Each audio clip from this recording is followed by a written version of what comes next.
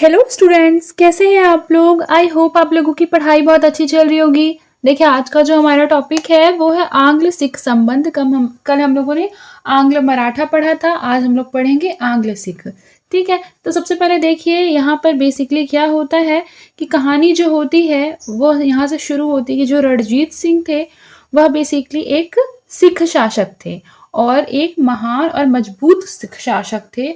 लेकिन उनकी मृत्यु के पश्चात उनकी जो गद्दी हो जाती है वो सूनी हो जाती है और गद्दी पर किसी योग्य शासक के बैठने की आवश्यकता होती है। तो इनके जो पुत्र थे खड़क सिंह, बेसिकली ये बैठते हैं उस टाइम पे गद्दी पर, लेकिन किसी कारणवश इनकी मृत्यु हो जाती है और इनके पुत्र नवनिहाल सिंह की भी मृत्यु हो जाती है। तो उसके पश्चात जो गद्दी पर बैठने वाले होते हैं वो है शेर सिंह।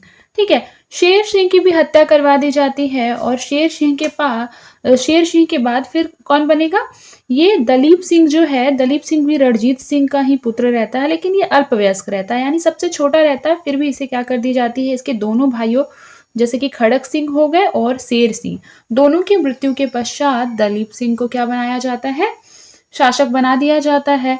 फिर उसके बाद है कि ये जो दलीप सिंह है उसका वजीर रहता है हीरा सिंह। तो हीरा सिंह की क्या करा दी जाती है, हीरा सिंह की मृत्यु हो जाती है, उसकी हत्या करा दी जाती है, याद रखिएगा।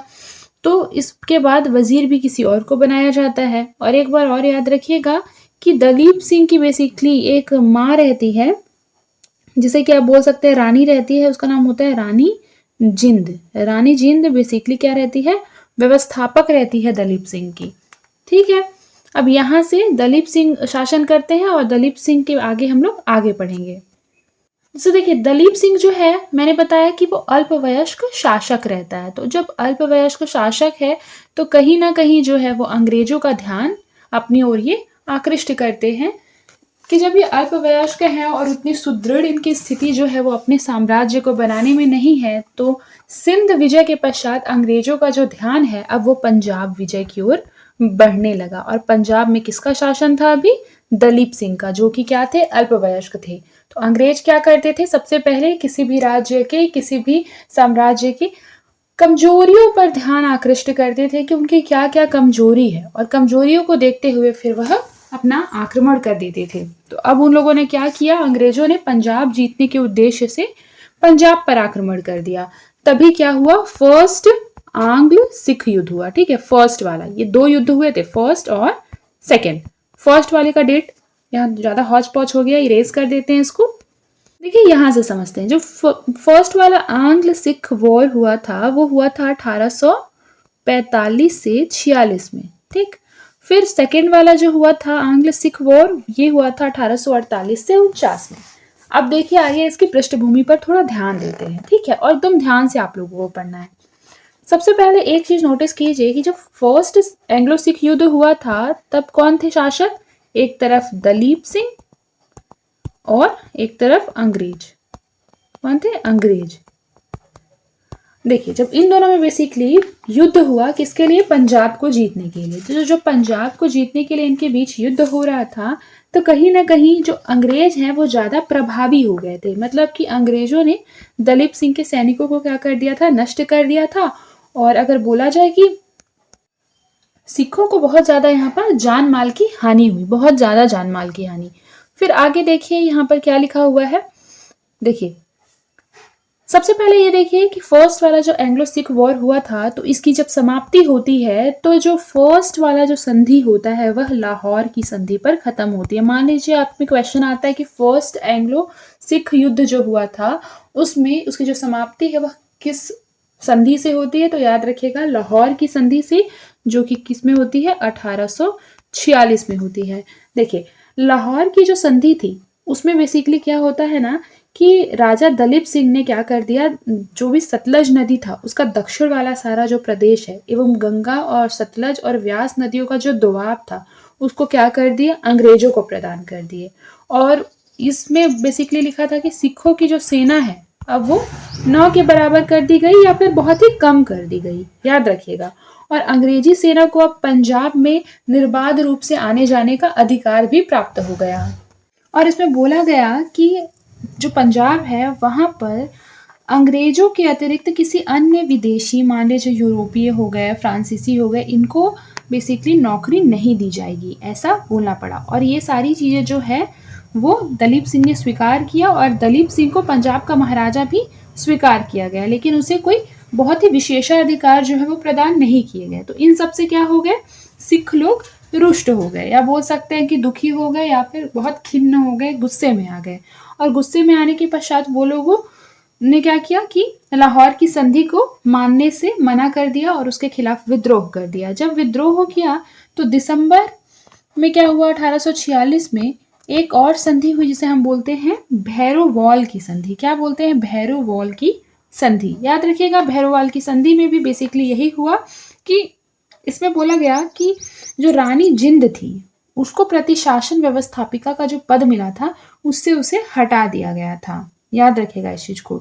फिर देखिए इसके पश्चात क्या होता है, सेकंड वाला आंग्ल सिख वॉर होता है। क्यों, क्योंकि सिख लोग जो थे वो बहुत ही असंतुष्ट थे, तो वो लोग सिख लोग आपस में मिलकर अंग्रेजों के खिलाफ युद्ध कर दिए। लेकिन इसमें क्या हो जाता है कि जो अंग्रेज हैं वह जीत जाते हैं, और जो सिख लोग हैं वो क्या हो जाते हैं, हार जाते हैं। और यहाँ पर जो लॉर्ड डलहौजी था उसने क्या कर दिया, पंजाब राज्य को ब्रिटिश राज्य के अंतर्गत अधिकृत कर लिया। तो मतलब आप लोगों को अगर क्वेश्चन ये पूछता है कि जो सेकंड वाला आंग्ल सिख युद्ध था उसमें जो बेसिकली बोला जाए कि गवर्नर जनरल था वह कौन था, लॉर्ड डलहौजी। इस चीज को अच्छे से एकदम याद कर लीजिएगा। तो याद रखिएगा कि जो फर्स्ट वाला युद्ध होता है आंग्ल सिख युद्ध, उसमें बेसिकली लॉर्ड हार्डिंग जो है, ठीक है, लॉर्ड हार्डिंग जो है वह क्या रहते हैं, गवर्नर जनरल रहते हैं। और याद रखिएगा कि जो सेकंड वाला आंग्ल सिख युद्ध होता है उसमें लॉर्ड डलहौजी जो है वो क्या रहता है, गवर्नर जनरल रहता है। तो दोनों आप लोगों को याद होना चाहिए, एक है लॉर्ड हार्डिंग, याद रखिएगा, और एक है लॉर्ड डलहौजी।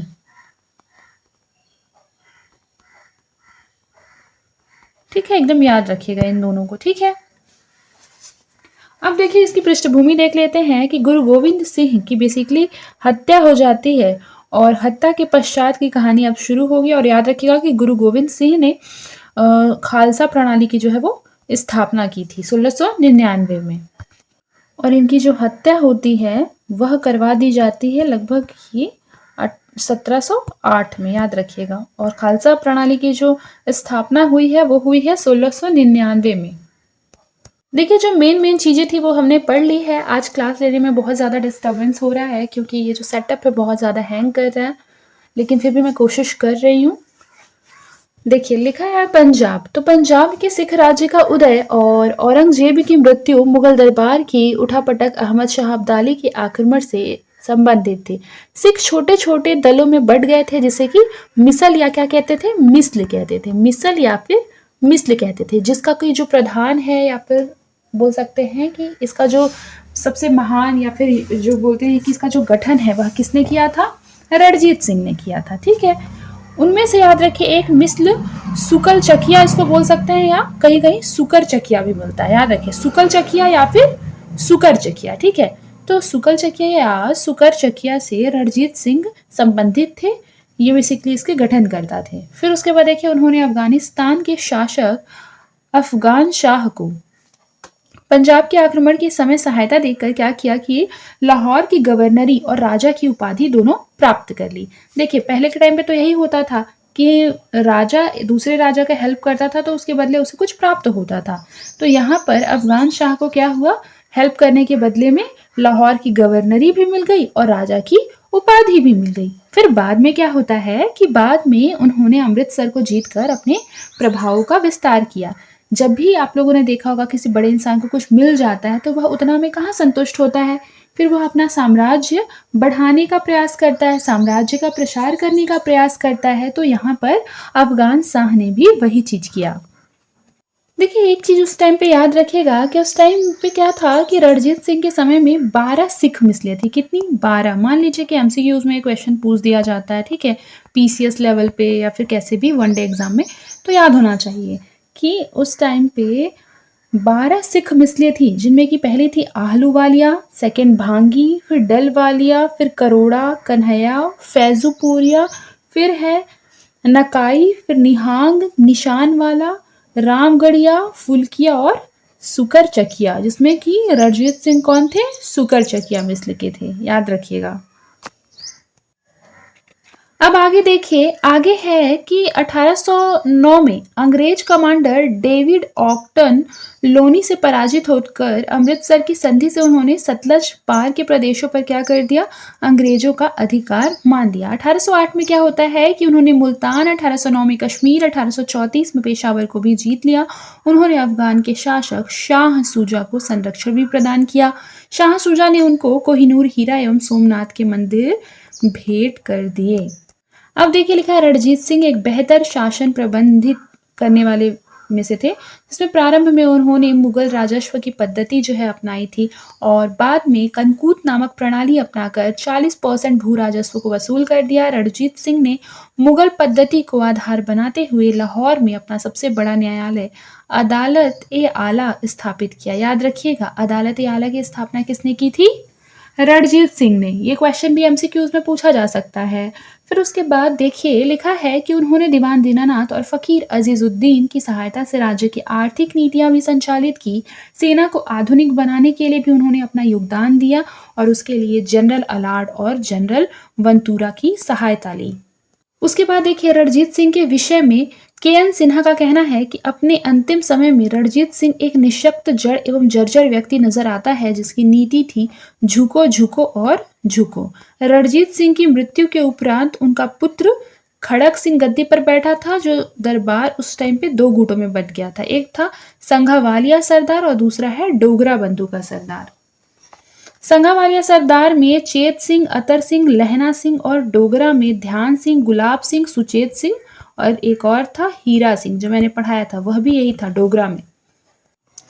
तो याद रखिए, खड़क सिंह को हटाकर ननिहाल सिंह को राजा बनाया गया था और उसके उपरांत शेर सिंह और उसके उपरांत दलीप सिंह की विधवा रानी को संरक्षक और लाल सिंह को वजीर बनाया गया था। लाल सिंह को याद रखिए, वजीर पहले हीरा सिंह को बनाया गया था, उसके बाद लाल सिंह को बनाया गया था। फिर उसके बाद देखिए, प्रथम आंग्ल सिख युद्ध की पृष्ठभूमि हम लोगों ने सारी चीजें देख लिया है, सिर्फ हम लोग इसको एक बार थोड़ी रीड कर रहे हैं ताकि कुछ और चीजें हमें समझ में आ जाए। तो प्रथम आंग्ल सिख युद्ध जो हुआ था वह 1845 से 46 के मध्य हुआ था, याद होना चाहिए।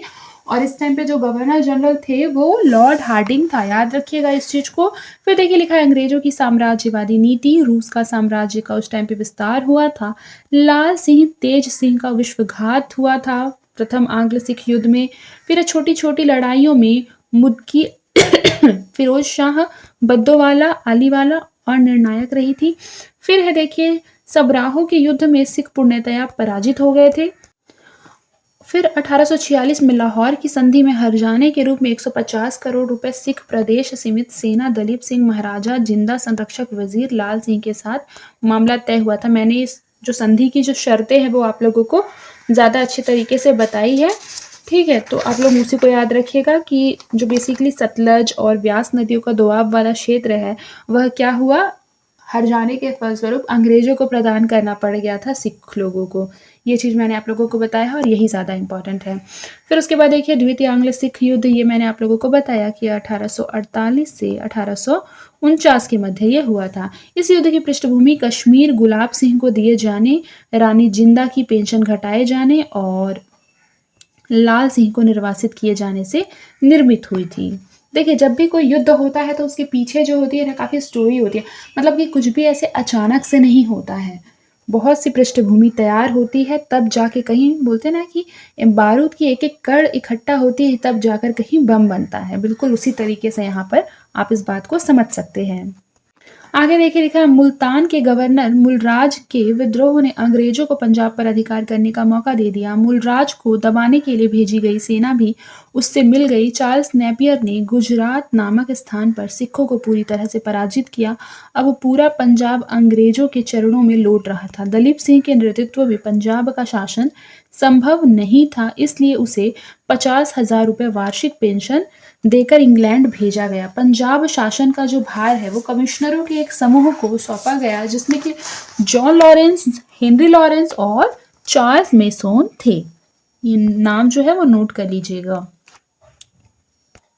देखिए बाद में ऐसी व्यवस्था जो है वो समाप्त कर दी गई थी और पंजाब शासन का भार पूरी तरह से हेनरी लॉरेंस को सौंप दिया गया था।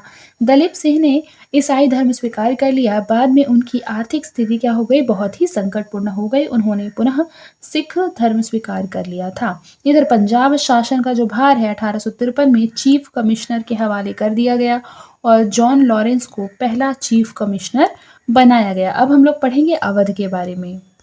देखिए अवध के लिए क्या है कि अवध के स्वायत्त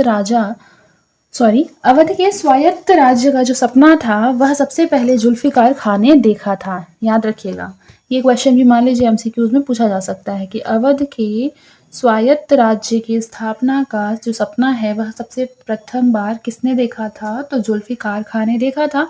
किंतु क्या होता है कि 1722 में सादत खां को अवध का गवर्नर बनाया गया। याद रखिए अवध का जो पहला गवर्नर है वो सादत खां है। ये तो क्वेश्चन बहुत बार पीसीएस लेवल में वनडे एग्जाम में पूछे जाते हैं कि अवध का पहला गवर्नर कौन था, तो सादत खां था।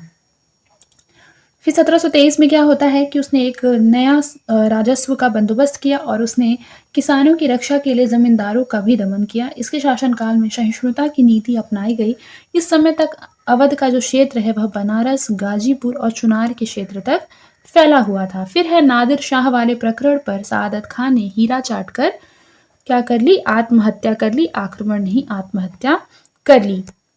आगे देखिए लिखा, अवध के नवाब सफदर जंग के समय पर मुगल सम्राट अहमद शाह ने अवध के नवाबों को अपना वजीर बना लिया और इस समय से अवध के नवाब से वजीर कहलाने लग गए थे और सफदर जंग उदारवादी व्यक्ति था। इसके साम्राज्य में सबसे बड़े पद पर नवाब राय आसीन थे।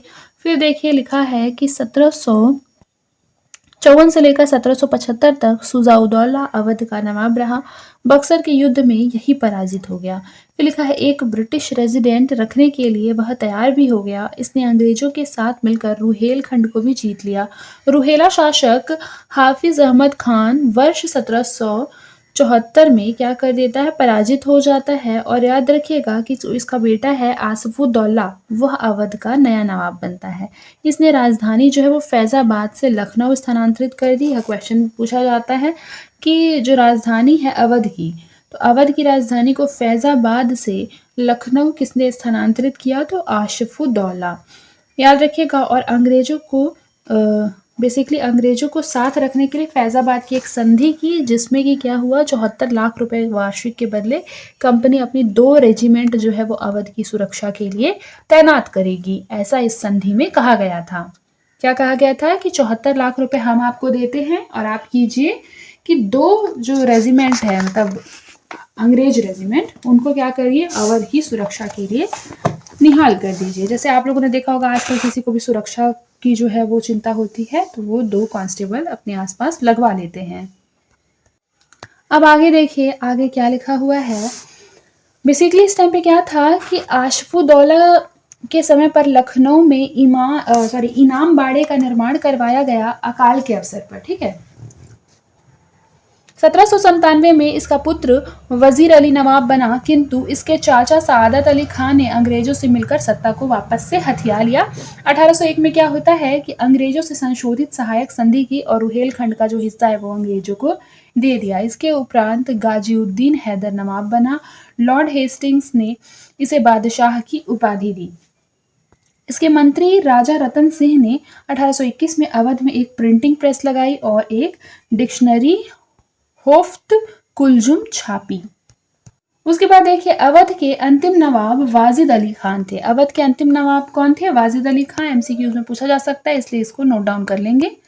फिर है जो कि अख्तर पिया खां के नाम से भी ठुमरी लिखते थे। याद रखिए किस नाम से, अख्तर पिया खां के नाम से ठुमरी लिखते थे। फिर देखिए इनके पिता बिंदादीन सनद पिया के नाम से ठुमरी लिखते थे। वाजिद अली खान ने हजरत महल को महक परी की उपाधि दी। याद रखिएगा कि हजरत महल को महक परी की उपाधि किसने दी। यह क्वेश्चन भी पीएससी और यूपीएससी में आता है, आप एक बार इसको देख लीजिएगा। वनडे एग्जाम में एसएससी वगैरह में भी पूछ देता है।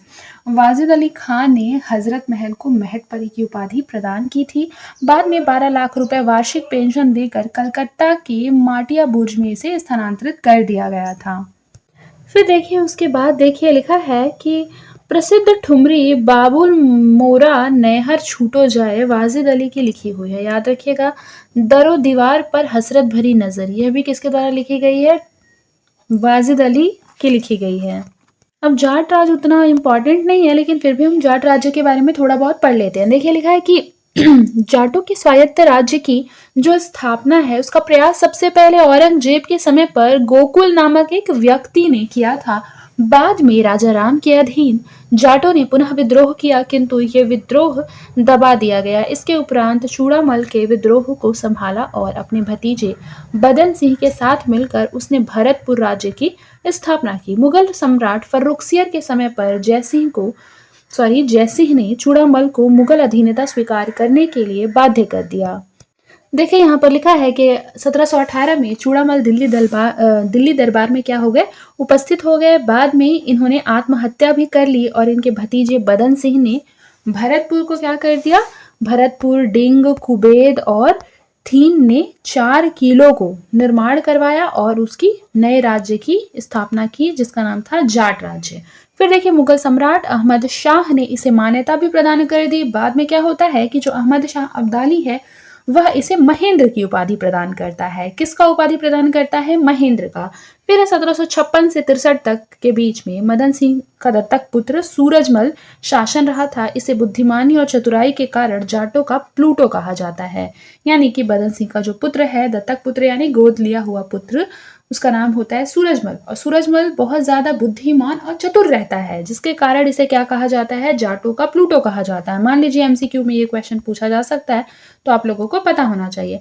अहमद शाह अब्दाली ने इसे राजा की उपाधि प्रदान की थी। याद रखिएगा, सूरजमल को राजा की उपाधि अहमद शाह अब्दाली के द्वारा प्रदान की गई थी। छोटे छोटे जो मैं इंपॉर्टेंट नोट्स या लाइन बताती हूँ उसे आप नोट करते जाएंगे एक कॉपी में, जो आपके लिए हेल्पफुल रहेगा। अगर आप नहीं करते हैं तो कहीं ना कहीं आप अपने पैर के ऊपर कुल्हाड़ी मार रहे हैं। उसके बाद देखते हैं रुहेलखंड। तो देखिए रुहेली जो है वो मूलतः क्या थे? अफगानी थे, यानी अफगान से आए हुए थे। इन्होंने दिल्ली और आगरा, इलाहाबाद, अवध के बीच के क्षेत्रों पर कब्जा करके 1721 में अली मोहम्मद नामक शासक से इस राज्य की नींव रखी। फिर देखिए 1727 में उसने नवाब की उपाधि धारण कर ली और अपना प्रभाव जो है वो मुरादाबाद, बरेली और हरदोई तक बढ़ा लिया। इसका उत्तराधिकार हाफिज रहमत खान था। इसके समय में क्या होता है कि अवध के जो नवाब हैं और रुहेलखंड के मध्य बहुत ज्यादा तनाव बना रहा। फिर उसके बाद देखिए अफदाली के आक्रमणों से रुहेले को भी कुछ लाभ प्राप्त हुआ। अफदाली ने रुहेला सरदार जिब्दौला, ठीक है, जिब्दौला को बेसिकली क्या कर दिया? अपनी ओर से साम्राज्य का सेनापति नियुक्त कर दिया। फिर उसके बाद देखिए लिखा है कि बाद में रुहेलखंड का विलय जो है वो अवध में हो गया और नजीबदौला, यहाँ नजीबदौला ये न है, ये कट था तो उसने लिखा नजीबदौला जो है, नजीबदौला का पोता गुलाम कादिर ने ही मुगल सम्राट की आंखें क्या कर ली थी? निकाल ली थी। अब देखिए 18वीं सदी से अब तक का यहाँ पर मूल्यांकन है, तो आइए एक बार बस देख लेते हैं। देखिए 1707 से लेकर 1759 तक में मुगल साम्राज्य था। ये मैंने आप लोगों को पढ़ाया है, 1707 वाला मैंने पढ़ाया है। इस टाइम पे वही बहादुर शाह जफर के बेसिकली बोला जाए तो पूर्वज लोग थे, है ना। बहादुर शाह जफर के पूर्वज कौन थे बताइए? बहादुर शाह प्रथम। कौन थे? बहादुर शाह प्रथम, जिसका नाम था मुअज्जम। लेकिन मुअज्जम ने जब क्या किया, शासन की गद्दी पर वह बैठा तो उसने अपने आप को बहादुर शाह की उपाधि जो है वो प्रदान की थी। फिर देखिए 1722 से 1724 में स्वायत्त राज्य की स्थापना, 1757 में पलाशी, 1764 में बक्सर का युद्ध होता है, 1761 में पानीपत का 3rd वाला वॉर होता है, जिसमें कि मराठा शक्ति एकदम से समाप्त हो जाती है। अब उसके बाद यहाँ पर देखिए लिखा है कि अब ब्रिटिश साम्राज्य का स्थापना जो है वो होने लगता है। कब? पानीपत के 3rd वाले वॉर के पश्चात। देखिए लिखा है रेवरेंड डब्ल्यू टेनॉन्ट कहते हैं कि मुगल साम्राज्य पतन के बाद 18वीं सदी का अंधकार का पूर्ण युग रहा है। याद रखिए, मुगल साम्राज्य पतन के बाद 18वीं सदी जो है वो अंधकार का पूर्ण युग रहा है, ऐसा रेवरेंड डब्ल्यू टेनॉन्ट ने बोला है। आप इसको नोट डाउन कर लेंगे। ये स्टेटमेंट अगर आप अपने किसी भी आंसर में लिखते हैं या ऐड करते हैं तो आपका जो आंसर है वो ज़्यादा अच्छा लगेगा। अब देखिए, परंतु सीए बेली एवं फ्रैंक पार्कलिन के अनुसार निरंतर प्रगति युग रहा 18वीं सदी एवं मुगल साम्राज्य स्वायत्त राज्यों पर तनी हुई क्षत्रिय मात्र था। ठीक है, दोनों के स्टेटमेंट जो है वो अलग अलग है। आप दोनों ही स्टेटमेंट को नाम के साथ नोट डाउन कर लेंगे और लिख लिख के प्रैक्टिस करेंगे। देखिए 18वीं सदी ये हम लोग अगले क्लास में पढ़ेंगे। आज के लिए बस इतना ही, मिलते हैं नेक्स्ट क्लास में। तब तक के लिए अपना ख्याल रखें और मन लगाकर पढ़ाई करते रहें।